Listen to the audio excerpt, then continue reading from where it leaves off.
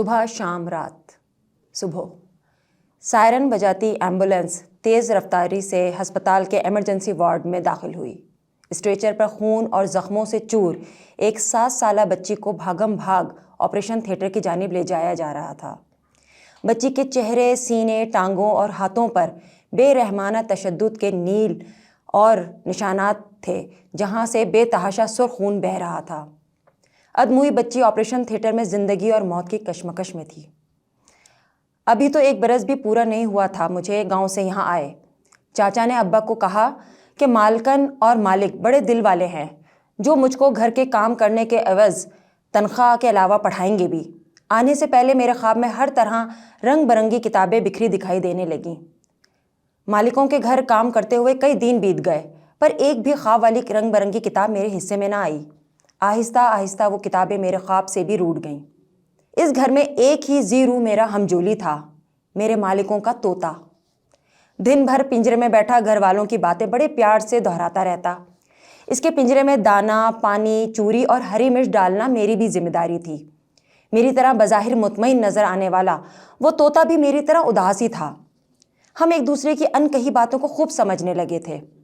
یہ ستم ہی تو تھا کہ ہم دونوں کھلی فضاؤں کے پنچھی ایک جیسے قفس کا شکار تھے۔ ہر بار اس کی آنکھیں پنجرا کھول دو کی التجا کرتی محسوس ہوتی۔ جب گھر والے کہیں باہر جاتے تو ہم دونوں خوب خسر پسر کرتے۔ میں طوطے سے رنگ برنگی کتابوں اور مالکن کی مار کا بلا جھجک تذکرہ کرتی۔ آج 1 مئی ہے اور چھٹی والے دن مجھ پر کام کا دگنا بوجھ ہو جاتا ہے۔ خدا جانے آج طوطا بھی صبح سے میری کتابوں والے راز سے پردہ اٹھا رہا تھا۔ مالکن کے کان بار بار کھڑے ہو رہے تھے۔ آج انہیں مجھ پر معمول سے زیادہ غصہ آ رہا تھا۔ 1-2 بار طوطے کو بھی بری طرح جھڑکا۔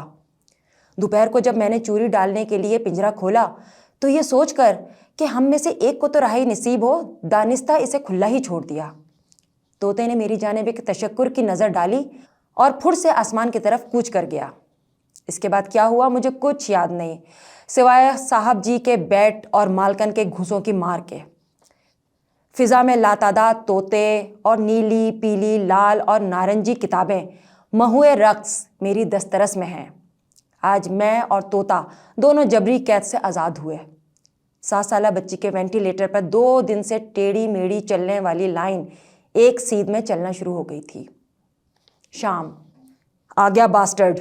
شہر کے پوش علاقے میں بنے عالیشان گھر کے انٹرکام پر اپنے آنے کی اطلاع دینے پر پیچھے سے زنانہ ہرزہ سرائی سنائی دی۔ ضروری نہیں کہ دولت کی فراوانی دل کی کشادگی کا بھی باعث ہو۔ جتنا دھن اتنا ہی دل تنگ۔ Why are you so late? کب سے ہم کھانے کا ویٹ کر رہے ہیں، ایک مردانہ آواز آئی۔ سر وہ بارش تیز تھی اور میری بائک بیچ رستے میں ہی بند ہو گئی تھی، اس لیے ذرا دیر ہو گئی، میں منمنایا۔ مجھے کمپلین کرنی پڑے گی۔ نام کیا ہے تمہارا؟ اس بندے نے پوچھا۔ سوری سر، آئندہ ایسا نہیں ہوگا۔ میں بارش میں شرابور ہو رہا تھا اور ساتھ ساتھ اپنی اور بائک کی قسمت کو کوس رہا تھا۔ اللہ اللہ کر کے ان کا نوکر باہر آ کر اپنا آرڈر لے کر چلتا بنا۔ عیدی یا ٹپ تو دور کی بات، مجھے تو اپنی نوکری چھن جانے کا ایسا دھڑکا لگا کہ فوراً بائک وہاں سے بھگائی۔ میرا یہ دوسرا سال تھا گھروں میں کھانے کے آرڈر پہنچانے کا۔ ہم لوگوں کی مغالطات سننے کے عادی ہوتے ہوتے ڈھیٹ بن چکے ہیں۔ دیر ہو جانے کے باوجود اگر کوئی آرڈر وصول کرتے ہوئے تمیز کا مظاہرہ کرے تو ہمیں اس کی دماغی صحت پر شبہ ہونے لگتا ہے۔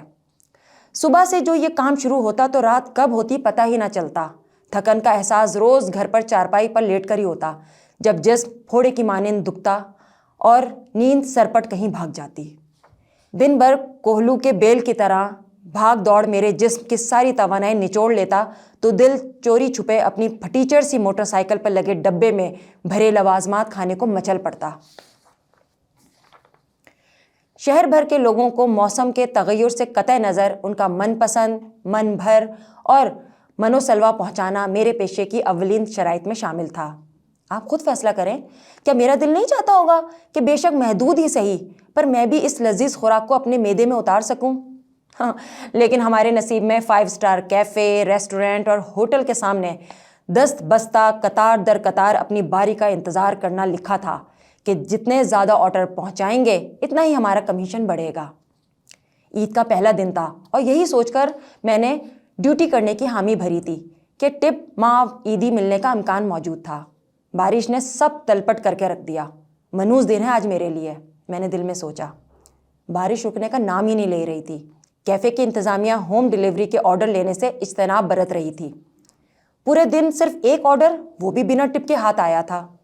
شام ہونے آئی تھی، سوچا گھر ہی جاؤں اب، کہ اب اس مزید بارش میں کوئی کیا آرڈر دے گا۔ ابھی اسی ادھیڑ بن میں تھا کہ کیفے سے فون آیا کہ ایک آرڈر پہنچانا ہے ارجنٹ۔ پتہ چونکہ ایک اپارٹمنٹ کا تھا تو میں نے آنن فانن آرڈر کا پارسل لیا اور تھوڑی دیر میں میری بائک ہوا سے باتیں کرنے لگی۔ جائے مقام پر وقت سے پہلے پہنچا تو ایک اچھی ٹپ اور عیدی ملنے کی امید جاگی۔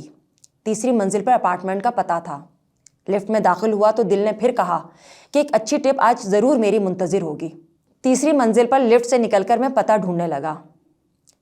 سامنے خوبصورت بالکنی سے ہلکی بارش کی پھوار بڑی دلفریب معلوم ہو رہی تھی۔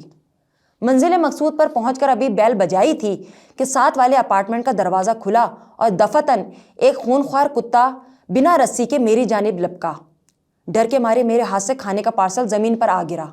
میں نے آؤ دیکھا نہ تاؤ اور بنا سوچے سمجھے دوڑ لگا دی۔ مجھے لگا آج اس بھوکے کتے کی غذا بننے والا ہوں۔ ڈر جب ذہن پر غالب آ جائے تو سوچنے سمجھنے کی سدھ بدھ ہی کھو بیٹھتا ہے۔ تیزی سے بھاگتے ہوئے میں سامنے شیشہ لگی بالکنی سے آ ٹکرایا۔ بالکنی اب میرے پشت پر تھی اور آگے بھاگنے کی کوئی جگہ نہ تھی۔ اس سے پہلے کہ کتا مجھ پر حملہ کرتا، میں نے تیسری منزل کی خوبصورت بالکنی سے چھلانگ لگانے میں ہی اپنی عافیت سمجھی، کیونکہ واقعی آج کا دن میرے لیے ملحوس ہی تھا۔ بارش میں خون اور پانی یکجا ہوتے رہے اور پارکنگ میں کھڑی پھٹیچر بائک اپنی ہم سفر کا انتظار کرتی رہی۔ رات، جنوری کی ٹھٹرتی سرد رات کے دوسرے پہر ایک معصوم کی سسکیاں اندھیرے اور سناٹے کو چیر رہی تھیں۔ آج اس 13 سالہ بچی کو مالکوں نے خوب رچ کر پیٹا تھا۔ وجہ کام میں کوتاہی ہرگز نہیں، بلکہ مالکن کے چھوٹے بیٹے کی ٹھڑک پر سرے تسلیم خم نہ کرنا تھا۔ سال بھر پہلے اس کا باپ اسے گاؤں سے شہر کام کے غرض سے لایا تھا۔ مالکوں سے ایڈوانس کی رقم لے کر اس ننھی جان کو ان کے رحم و کرم پر چھوڑ کر چل دیا، ایک طرح سے بیچ ہی ڈالا تھا۔ بچی گھر کے پچھلے حصے میں بنی ٹنکی کے پیچھے گٹھری بنی چھپ کر ایسے بیٹھی تھی کہ کسی کی نظر اس میں نہ پڑ سکے۔ جسم پر لاتوں مکوں کی بارش کے باعث اب درد کی ٹیسیں کھلے اور ٹھنڈے آسمان کے نیچے مزید توانا ہو کر اٹھ رہی تھیں۔ ایسے میں ماں کی گرم گود کے بجائے وہ گیلی سرد زمین پر سکڑی بیٹھی تھی۔ معصوم ذہن کے لیے سب گھر والوں کے رویے سمجھ سے بالاتر تھے۔ اپنی دانست میں تو اس نے اپنے چھوٹے مالک کی دست درازی کی شکایت کر کے صحیح قدم اٹھایا تھا۔ نہ جانے کیوں پھر سبھی نے اسی کو ہی ڈرایا، دھمکایا اور پھر روئی کی طرح دھن کر رکھ دیا۔ سارے گھر والے صوم صلات اور پردے داری کے بڑے پابند تھے۔ شاید اسی لیے اپنے لاڈلے کی بدکاری کا پردہ رکھنا بھی مقصود تھا۔ رات کی تاریکی میں بچی کی سسکیاں دم توڑتی ہوئی محسوس ہو رہی تھیں۔